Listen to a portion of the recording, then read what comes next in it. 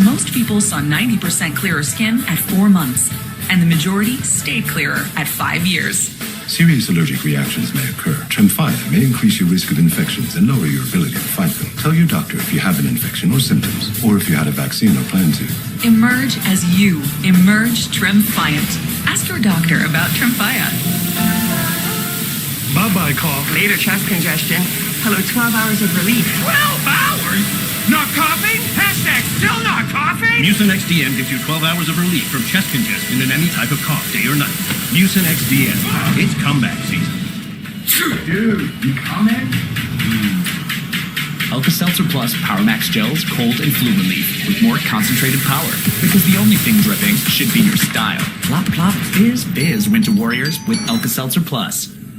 I can tell you how much you spent on takeout, and it's a lot. You could track my spending by category. 1, weird. 2, how? 1, no it's not, and 2, Rocket Money.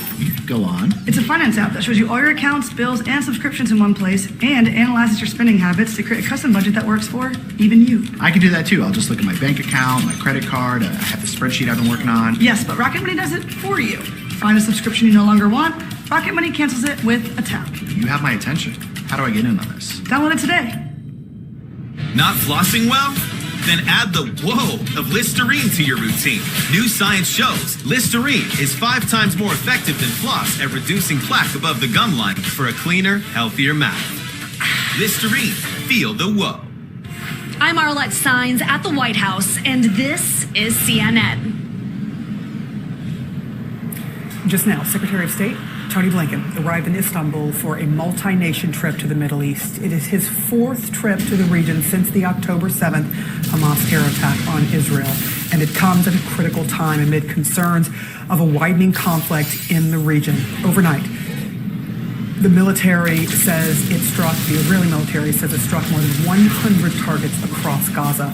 Officials said they were targeting operational command centers and military sites, but there have been reports of course, the civilian casualties too. CNN's Alex Marquardt is joining us now. Alex, what can Blinken hope to accomplish? He has been in this region more than we have seen officials in a very long time go so many times. What will he try to accomplish? Yeah, Sarah, his 4th trip to the region since the war broke out following the horrific attacks on October 7th. He's making 9 different stops. The centerpiece of this trip really is going to be his meetings next week with Israeli officials.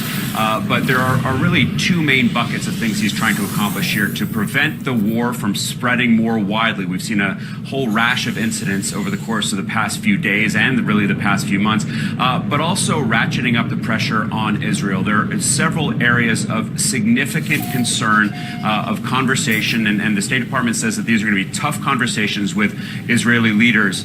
Some of this stuff is quite repetitive because more progress, the U.S. says, needs to be made. Here's a little bit of what the State Department spokesman Matt Miller had to say yesterday.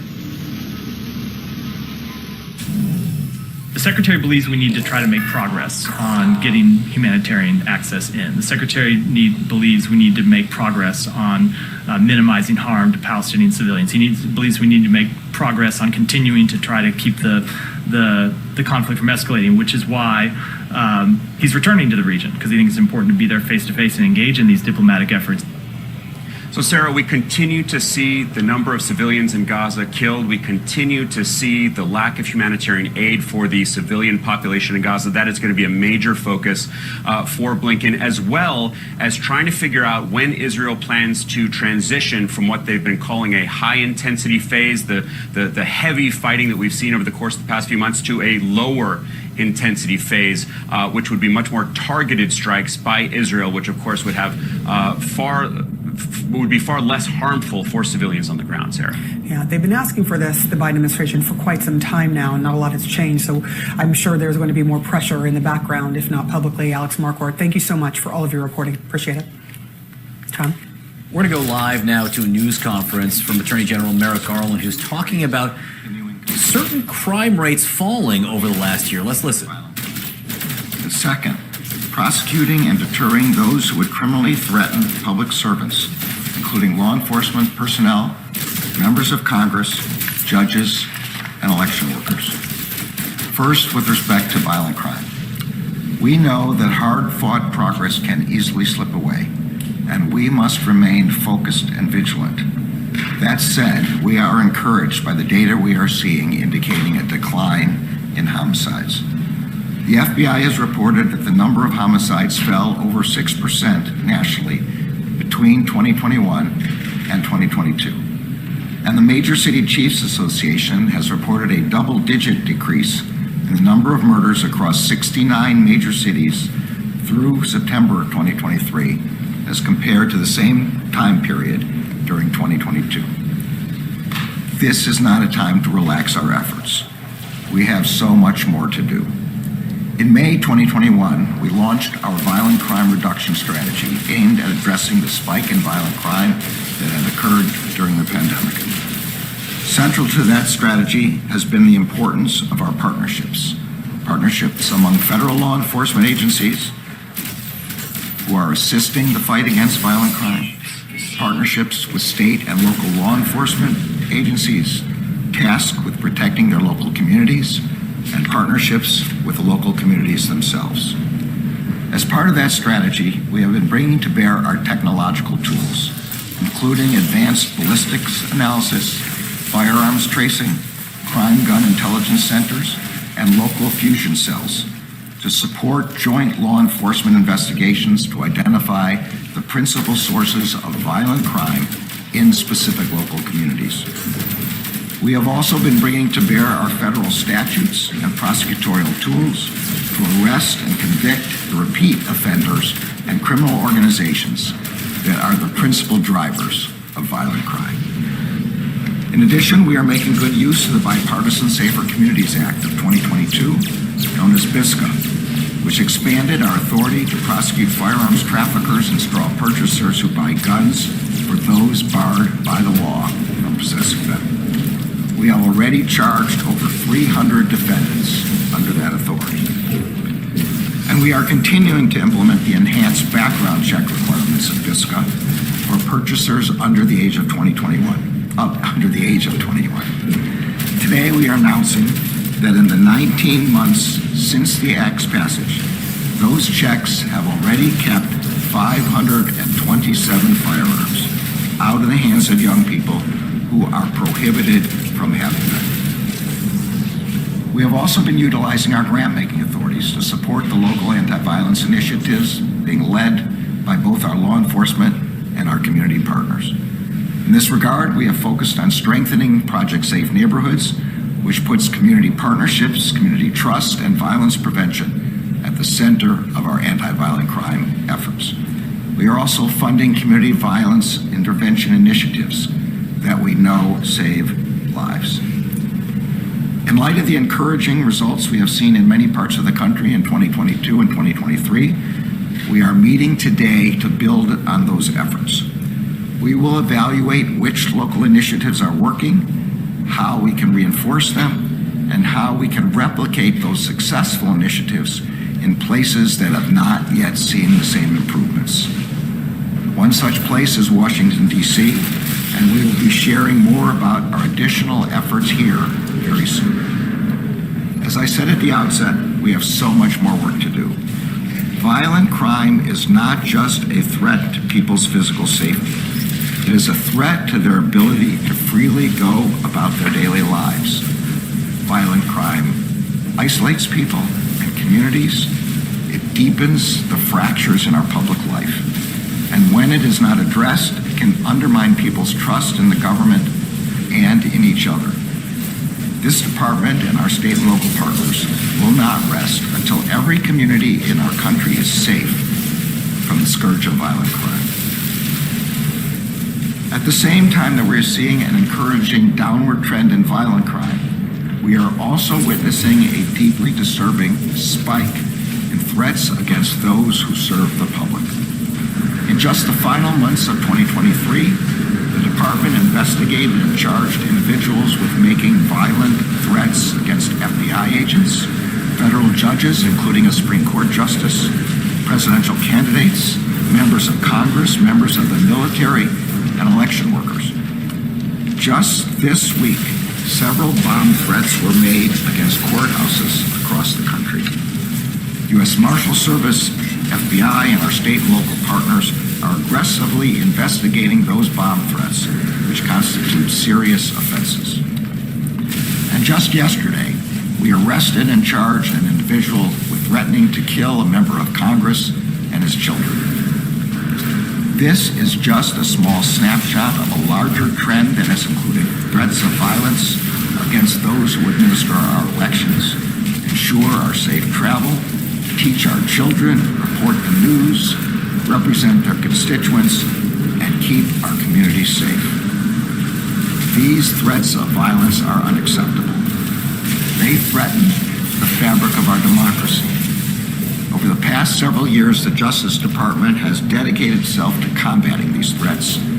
We are meeting here today to determine how we can double down on those efforts in the new year.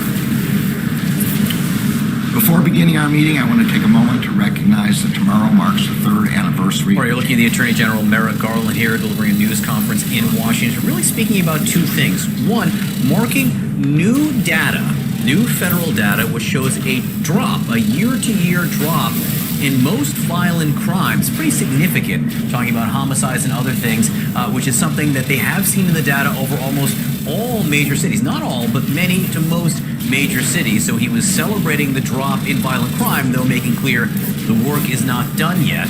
Then the second part of this news conference, very interesting, talking about the increase in threats to officials, both federal and state officials in office and running for office. And he was talking about what a danger that is to society. Of course, he's doing that on January 5th. Tomorrow is January 6th, the anniversary of the insurrection at the Capitol. Probably not a coincidence, the timing of this speech. Again, that was Attorney General Merrick Garland. We have much more news. We'll be right back.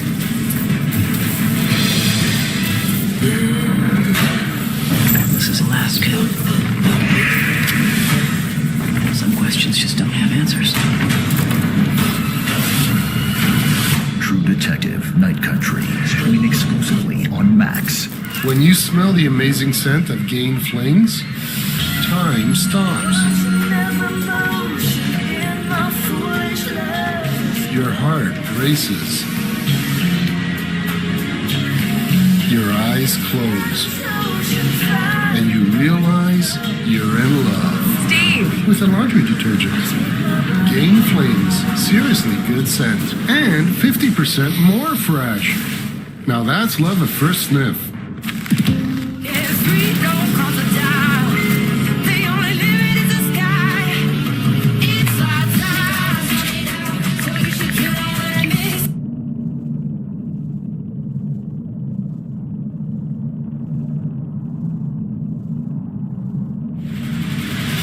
Eve Online on Mac immerses you in a universe with thousands of. You've got the personality. You've got the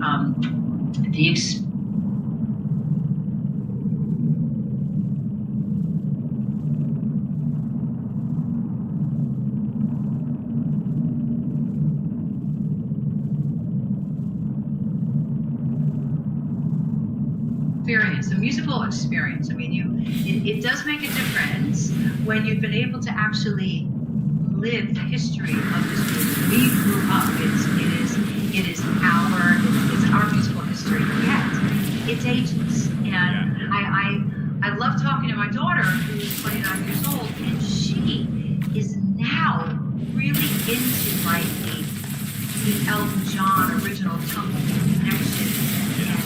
The music of Zeppelin, Carole King, Cat Stevens, all these incredible artists in the 70s that were really the foundation of where we are today. And there'll never be music like it, ever. So putting this show together was incredible. And our show, we have, I think, 33 songs.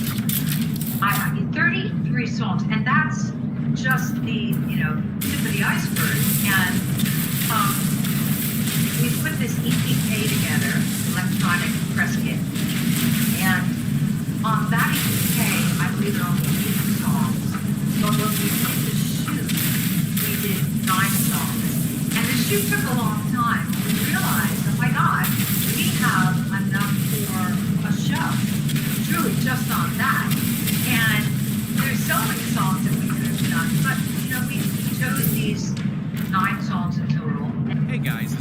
Scott Show. Right back.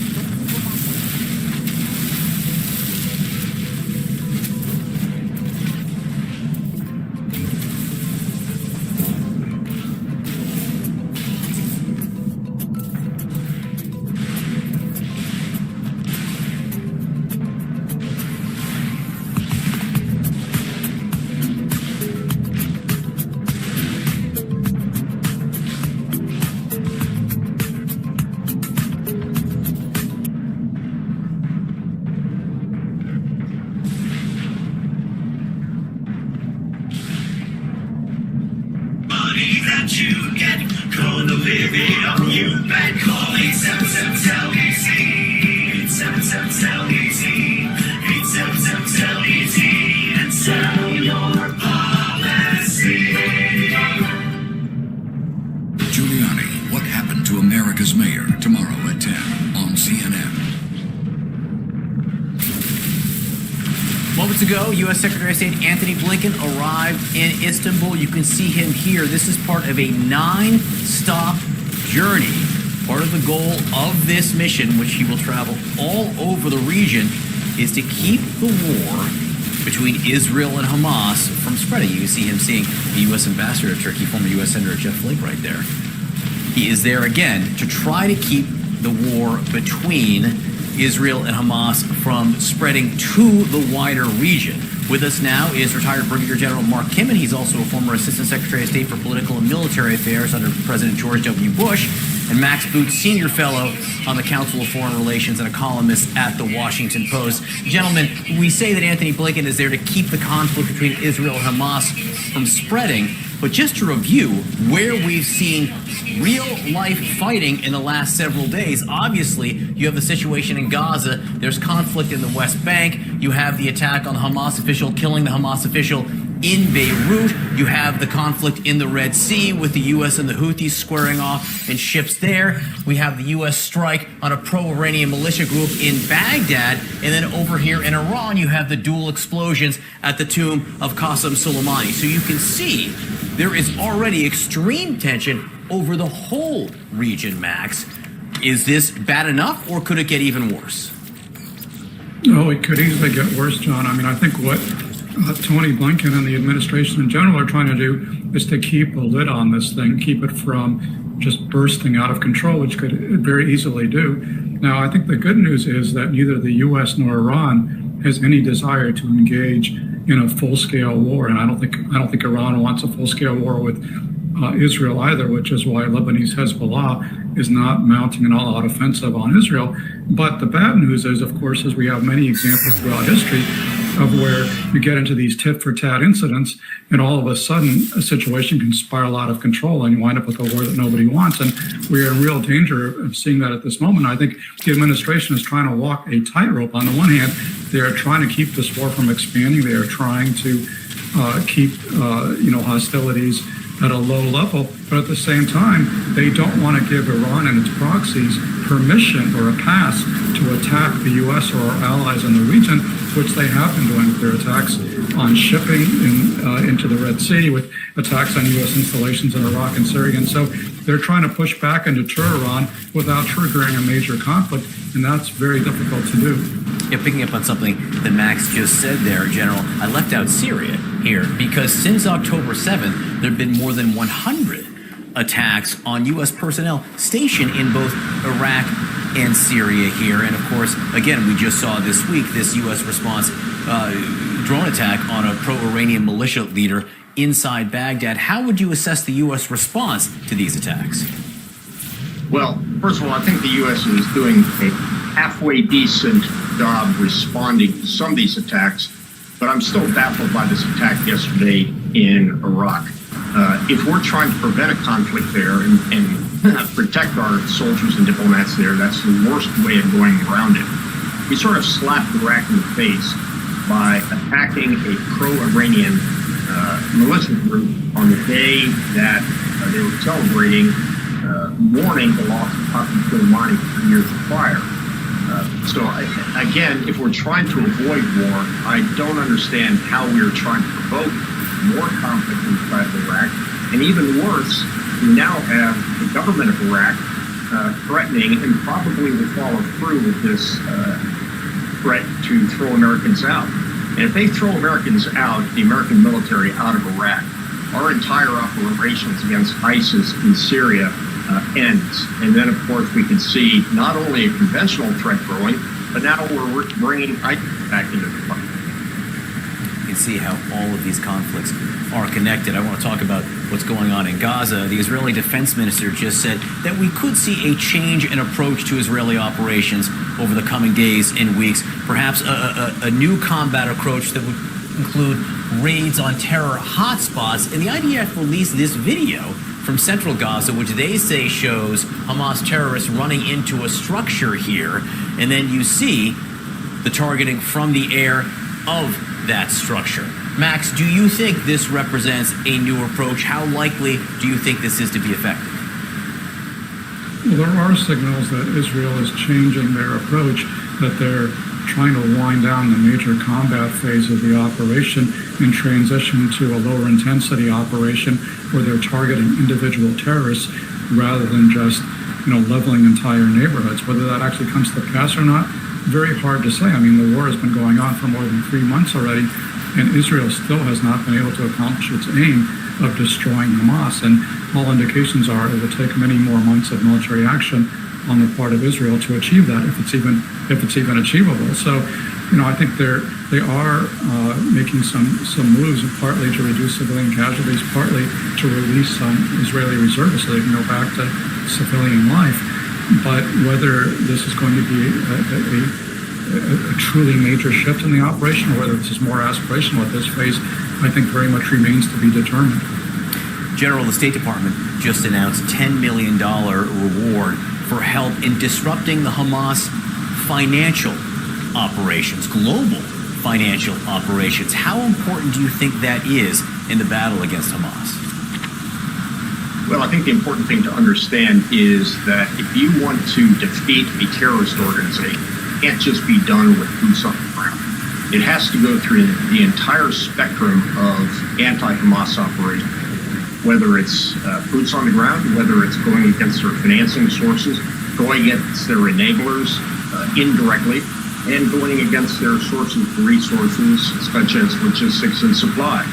So I think as you take a more comprehensive approach, that's the way to go. But I would also add to Max's point, while we may be seeing a transition to targeting high-value targets up in Gaza, and for that matter inside of Lebanon, there's still a full-fledged fight going on in Khan Yunis. So while things are slowing down in Gaza, they are not slowing down in terms of their operational pace and their operational style since October 7th down in Khan Yunis. Khan Yunis right here in sort of southern Gaza. Brigadier General Mark Emmett, Max Booth, thanks to both of you.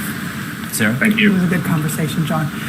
There are disturbing new details emerging about the teenager accused now of killing another student and wounding others in an Iowa school shooting that we brought you yesterday. Why authorities are now taking a closer look at his social media. Plus, Donald Trump makes an appearance in Iowa tonight, just as President Biden prepares to deliver his big speech that Donald Trump is a threat to American democracy. We're live on the campaign trail. We'll have all that coming up. Wednesday, a make-or-break night for these presidential hopefuls. DeSantis, Haley, who will come out on top, moderated by Jake Tapper and Dana Bash. The CNN Republican presidential debate, live from Iowa, Wednesday at 9 p.m. Eastern.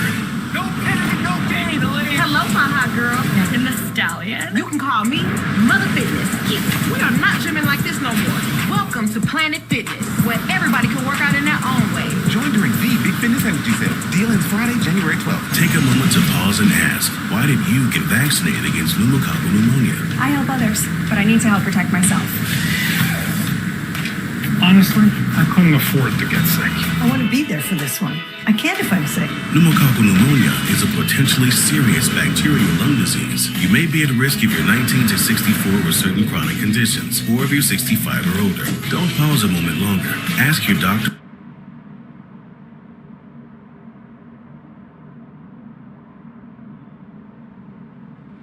This video is sponsored by Porofessor, which is an app and overlay that gives you a huge advantage when you play League. So you can use it to And, you know, Byron has this very soothing gentleness about himself. Mary has this vocal uniqueness about her. She has incredible interpretations of songs and how she melodically offers herself to that song. And this music kind of called for that. All those crazy nights when I cry myself to sleep. Now melodrama never makes anymore, 'cause I haven't got time for the pain. I haven't got room for the pain. I haven't the need for the pain. Not since I've known you. You showed me how I leave myself behind. How to turn down the noise in my mind. Now I haven't got time for the pain. I haven't got room for the pain. I haven't the need for the pain. Not since I know you. I haven't got time for the pain. I haven't got room for the pain. I haven't the need for the pain. Suffering was the only thing made me feel I was alive. I thought that's just how much it costs to survive this world. Till you showed me how to fill my heart with love, how to open up and drink in all that white light pouring down from the heavens. I haven't got time for the pain, oh pain. I haven't got room for the pain, oh pain. I haven't got room for the pain. Not since I've known you. Well, I haven't got time for the pain. I haven't got room for the pain. I haven't got time for the pain. I haven't got time for the pain. I haven't got room for the pain. I haven't got room for the pain. I haven't got time for the pain. Yeah. Go girl.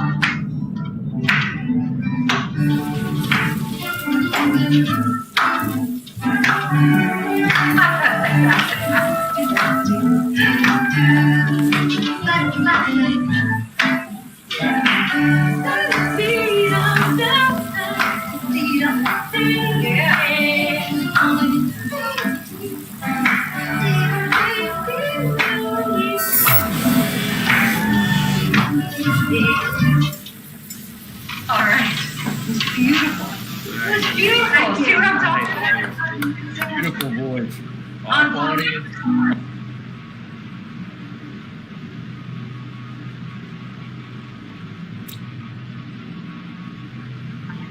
He's campaigning with a couple members of Congress, and Texas Congressman Chip Roy just said a few moments ago, consider the character and integrity of Donald Trump. So these personal qualifications really have not been explored nearly as much. So in the final days of this campaign, what DeSantis and Nikki Haley are trying to do is convince some of those undecided voters why they should support them, and perhaps also peel away some of Donald Trump's supporters. That may be more difficult to do, of course. But John, as you said, President Biden also on the campaign trail. That raises the larger question of electability. Is Donald